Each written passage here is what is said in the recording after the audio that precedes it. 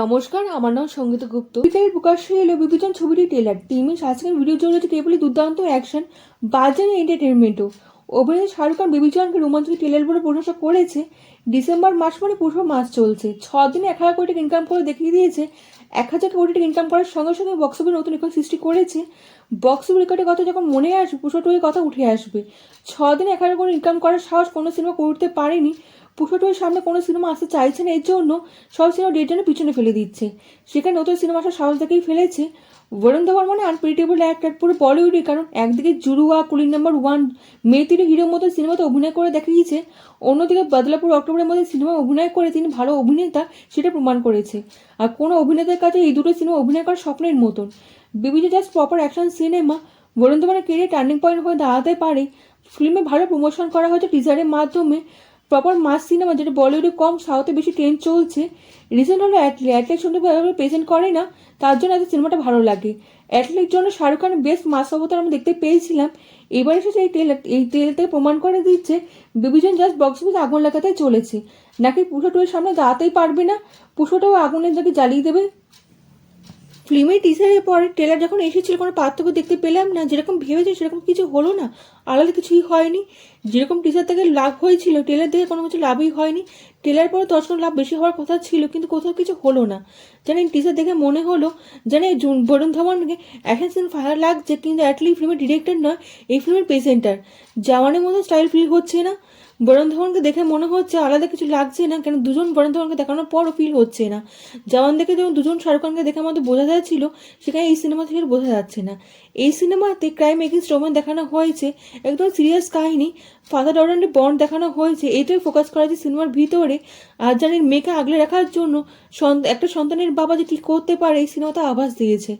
আর জানেন, হিরোকে যেরকম স্ট্রং দেখানো হয়েছে, তার থেকে বেশি সারপ্রাইজ ছিল ভিলেন। আর জ্যাকি শ্রফ এরকম ব্যবহার কোনো সিনেমা দেখানো হয়নি। থিয়েটারে যাওয়ার জন্য যদি কারণ কোনো কিছু দেখাতে হয়, তাহলে হবে জ্যাকি শ্রফ। জ্যাকি শ্রফের ব্যাক স্টোরি দেখানো হবে, যেটা খুব ইন্টারেস্টিং লাগছে। এটা ইন্টারেস্টিং ক্যারেক্টার হয়ে উঠতে পারে এই সিনেমার জন্য। এই ট্রেলারের বেস্ট পার্ট হলো শেষ দিকেরটা, যখন আমার মনে হলো মাস সিনেমার বাপ সলমান খানের পাওয়ারফুল ক্যামিও দেখানো হলো।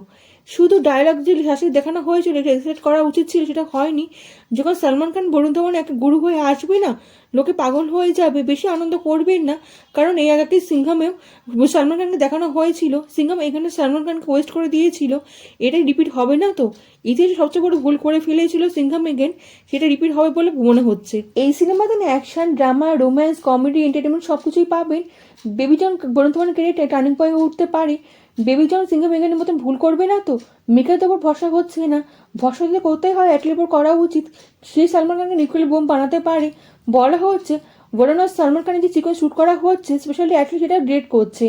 99% টেলার এক থেকে লাস্টে 1% ফায়ার। শুধু একটা শব্দের মাধ্যমে লেভেল 10 থেকে 1-এ নেমে আসতে পারে, সেই হলো রিমেক। রিমেক মানে কপি পেস্ট সিনেমা দেখতে চলেছেন। থালাপতি বিজয় সিনেমা থেরি 4 কোটির বেশি লোক দেখে ফেলেছে অলরেডি ইউটিউবে। টিভিতে যদি দেখানো হয়েছে বারবার, তারপর লোকে দেখতে চাইবে। আপনি কি চাইবেন যদি এখনও সিনেমা দেখতে, তাহলে এখন ইউটিউবে দেখে নিতে পারেন। বিনা টাকা পয়সায় ফ্যামিলির সঙ্গে দেখার মতো সিনেমা তৈরি করে দেওয়া হয়েছিল। বলিউডের কাছে ভরসা হলো 8 বছর বাদে অন্য লোকের মাধ্যমে, অন্য ভাষায় একই গল্প লোকে দেখবে। এত আত্মবিশ্বাস ভালো না। ওটিটির প্রজন্মের কাছে নতুন নতুন কন্টেন্টে নতুন নতুন সিনেমা আপলোড হচ্ছে, নতুন নতুন ওয়েব সিরিজ আসছে, সেখানে রিমেক সিনেমাকে দেখতে চাইবে? রিমেক সিনেমা সব এখন সম্মান 0 হয়ে গেছে। ট্রেলার দেখে নেবেন, মনে হয় সেম টু সেম ফিল হবে। ফিল্মের সাথে বেশি কানেক্ট করতে পারবেন যখন থেরি আপনি দেখবেন। অন্য ল্যাঙ্গুয়েজ হলেও কি হবে, এত ভালো সিনেমা বানানো হয়েছে ভাবতে পারবেন না। আপনি বেশি কানেক্ট করতে পারবেন। বরুণ ধাওয়ান যদি ভালো কামব্যাক করতে চায়, তাহলে ভালো অ্যাক্টিং করতে হবে। আর জানেন, তাহলে থেরির সঙ্গে ম্যাচ করার জন্য ভালো অ্যাক্টিংয়ের সঙ্গে অ্যাকশনও দেখাতে হবে। বরুণ ধাওয়ান বেস্ট অ্যাক্টিং দেখাতে পারবে। আর থালাপতি বিজয়ের অরিজিনাল স্টাইল মিসিং লেগেছে। আমরা এখন যখন পুষ্পা 2 দেখছি, 2024-এ যদি সিনেমাকে 2030-এ যদি রিমেক করা হয়, আর যদি সবচেয়ে বড় অ্যাক্টরকে দিয়ে সিনেমা বানানো হয়, তাহলে কি আপনি রিমেক সিনেমা দেখতে যাবেন? হয়তো আপনাকে ফ্রিতে দেখানো হলে আপনি দেখতে চাইবেন না। সেলফির অক্ষয় কুমার কেটে বেস্ট অ্যাক্টিং করে দেখিয়ে দিয়েছিল, কিন্তু কেউ টিকিট কেটেছে বলে মনে হয় না। শাহিদ কাপুরের সিনেমা জার্সি টপ লেভেলের সিনেমা ছিল, কিন্তু বক্স অফিস ডিজাস্টার হয়েছে। বলিউডে দরকার অরিজিনাল স্টোরি নিয়ে আসা। অরিজিনাল স্টোরি নিয়ে যদি বেবিজন পুষ্পা 2 বানানো হতো না, অ্যানিমেলের মতনও যদি সিনেমা বানানো হতো, শুধু হিন্দি ইন্ডাস্ট্রিতে 500 কোটি ইনকাম করার ক্ষমতা আছে, প্যান ইন্ডিয়া দরকারই পড়তো না। হিন্দি মার্কেটে কিন্তু পুষ্প বানিয়েছে। যদি অরিজিনাল গল্প নিয়ে পুষ্প বানানো হতো হিন্দি ইন্ডাস্ট্রি থেকে, তাহলে কত কোটি ইনকাম করে দেখাতে পারতো বক্স অফিসে। অ্যাটলিস্ট সন্দীপ রেড্ডি বাংলার মতো জিনিস ডিরেক্টর রেডি আছে হিন্দি ইন্ডাস্ট্রিতে ভালো সিনেমা বানানোর জন্য। দরকার হলো ভালো গল্প, অ্যাক্টরের সঙ্গে সঙ্গে ভালো রাইটারের উপর টাকা পয়সা লাগাতে হবে। বেবিজন যেটা বাঁচাতে হয় না, অ্যাটলির উপর ভরসা করতেই হবে। বেবিজন অরিজিনাল সিনেমা থেকে ইন্সপায়ার হলে কী হবে, অনেক চেঞ্জ করা হচ্ছে, যেটা অ্যাটলি নিজেই জানিয়েছে। বেস্ট জিনিস হলো নর্থে কাহিনী থেকে নর্থে লোকেশনে শ্যুট করা হচ্ছে, নতুন স্টাইলে প্রেজেন্ট করা হবে। যেকে শুধু ক্যারেক্টারের উপর অনেক ভরসা হচ্ছে, যেকে শুধু ক্যারেক্টার অন্যদিকে ইশারা করছে, ওই চোখের দিকে মজা লাগছে। কবে হলে কী হবে, নতুন ক্যারেক্টার নিয়ে আসছে বলে মনে হচ্ছে। বরেন্দ্র সেই ডায়লগটা না দেখানো হলে ভালো হতো। বেবিজন ট্রেলার দেখে কেমন লাগলো? অরিজিনাল থেকে আলাদা কিছু ফিল হয়েছে, না টিচার দেখে টিকিট কেটা উচিত ছিল? আর জানেন অরিজিনাল না রিমেক কোন সিনেমা বানানো আপনার ভরসা হচ্ছে, নাকি অরিজিনাল গল্প হলে আপনার বেশি ভালো লাগতো? আর জানি পুষ্পার মতো অরিজিনাল গল্প যদি বানানো হতো না, তো কত কোটি ইনকাম করতে আপনি ভাবতে পারবেন না। আমার মনে হয় এখন অরিজিনাল স্টোরি নিয়ে সিনেমা বানানো খুব উচিত, এখন এইটার সময় এসে গেছে। বেবিজন 25শে ডিসেম্বর 2024 রিলিজ করা হবে, মানে বড়দিনের দিনে আসছে। আপনি কি দেখতে যাবেন সিনেমাটা? আপনি বেবিজন থেকে কি আশা করছেন, আপনি কমেন্টের মাধ্যমে জানান। কেমন লাগলো ভিডিওটা কমেন্টের মাধ্যমে জানান। আপনার কমেন্ট আমার কাছে অনেক মূল্যবান। আপনি লাইক ও সাবস্ক্রাইব করে দেবেন এবং দেশ বিদেশের বন্ধুর সঙ্গে ছড়িয়ে দেবেন।